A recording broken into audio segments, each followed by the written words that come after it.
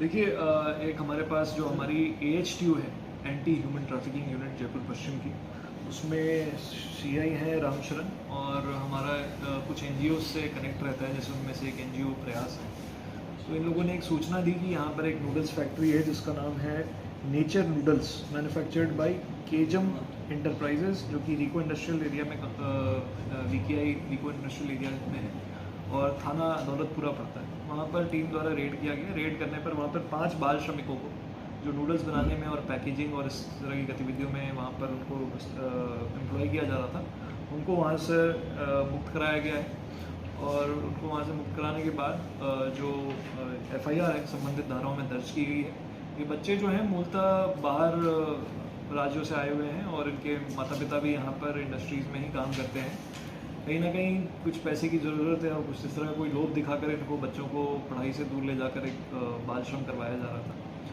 और अभी हमारी जो ये फैक्ट्री मालिक है उसके खिलाफ मुकदमा दर्ज कर लिया गया है, उसकी तलाश जारी है। उसको गिरफ्तार करके ये पूरी जो चेन थी, जो जिसने इनको बच्चों को प्रोवाइड कराया और प्रोवाइड कराने के बाद जो इनको यहाँ पे एम्प्लॉय करवाया, उसकी तलाश भी हम करेंगे और उसके खिलाफ भी कार्रवाई करेंगे। इसी प्रकार से कुल पिछले 15 दिनों में हमने 7 मुकदमे बाल श्रम के जयपुर पश्चिम में दर्ज किए हैं, जिसमें से एक मुकदमा चोमू थाने का है, एक विश्वकर्मा, एक दौलतपुरा, एक जोटवाड़ा, एक महाकोटा, एक मुरलीपुरा और एक कालवाड़।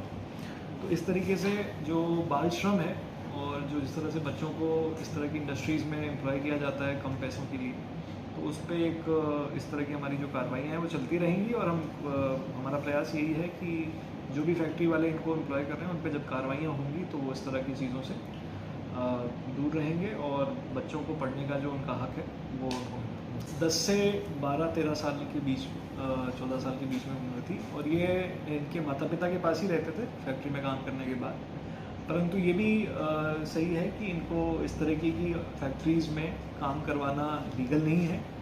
और जब तक कि अगर माता पिता की सहमति से भी आप करा रहे हैं तो भी लीगल नहीं है। जो कानून है उसके अंदर जो प्रावधान है वो काफ़ी क्लियर है और कोई भी बच्चा 14 साल से कम किसी भी इंडस्ट्री में काम नहीं कर सकता है। और अगर उससे ऊपर का बच्चा है वो जो काम करना चाहता है तो कुछ रिस्ट्रिक्टेड, कुछ लिमिटेड इंडस्ट्रीज़ हैं वहाँ वो काम कर सकता है, गिवन दैट कि उसकी पढ़ाई इफेक्ट नहीं हो रही हो और कुछ और कंडीशंस जो हैं उसमें दी हुई हैं।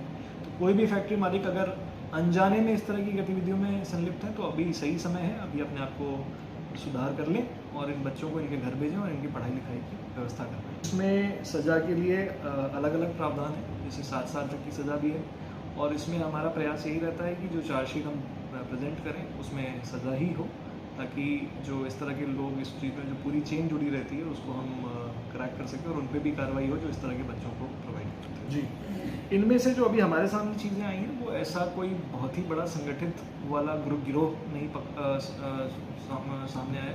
ये बच्चे अपने माता पिता, इनके माता पिता को ज्ञात था इनके बच्चे दिन में कहाँ काम करते हैं और उनकी एक तरीके से सहमति कह लें जो इस चीज़ में थी। परंतु सहमति का कोई अर्थ नहीं बनता है जब तक बच्चा जो JJ एक्ट है और जो इस तरह के कानून बने हुए हैं उनमें इस तरह की कोई भी सहमति की प्रावधान नहीं है अगर इस तरह की फैक्ट्रीज में बच्चे काम करते हैं तो। परंतु अभी तक हमारे सामने कोई गिरोह ऐसा नहीं आया। इस केस में हम ज़रूर ये ट्राई कर रहे हैं कि जो मालिक जब पकड़ा जाए तो उससे पूछताछ में ये सामने आए कि इसका कोई कॉन्ट्रैक्टर था क्या जिसने इन बच्चों को किया। अगर वैसा कोई कॉन्ट्रैक्टर पकड़ में आता है और उससे और बच्चों की सूचना मिलती है तो उनको भी रेस्क्यू किया जाएगा और उनको रिहैबिलिटेट करवाया जाएगा।